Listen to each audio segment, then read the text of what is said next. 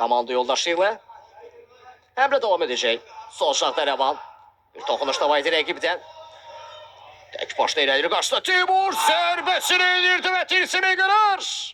Parçalır bu tilsimi.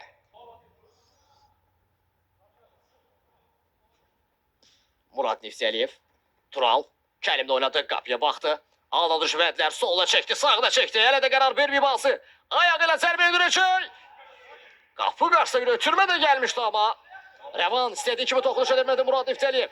Azlıqda yaxalayırlar Elba futbol komandasının 1-4'e. Tural ötürməsi Kərimə ve gol. Kərim. Ezgi Vayda ötürmə ters vuruş geldi. Murat Nifsəliyevdən. Təhlükə olabilirdi. Atılan 4 gola bir cevap golü mesele komanda yoldaşlarından gelebilirdi. Revan'ın zərbesi ve gol. Gözlenilmeyen anda kapitan. Revan 5-0. Kerim bu sürəti daşacaq. Revan Murat Nifsəliyevlə oynadı. Qapıya baxdı, zərbə şansı istediği kimi alamadı. Sol şartda oynadı. Sonrasında Kerim'in zərbəsi ve en sonda bitiren futbolçu Murat Nifsəliyev. Sevel Elba futbol komandasında Riyad.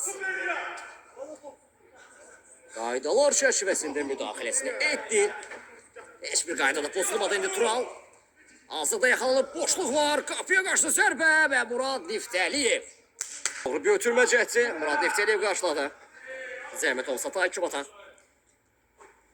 Riyad. Bundan sonra daha bir karşılaşmamız var. Kerim hazırda yakalanıp önünü açma cəhdi. İstediği kimi alınmadı. Timur azalttı.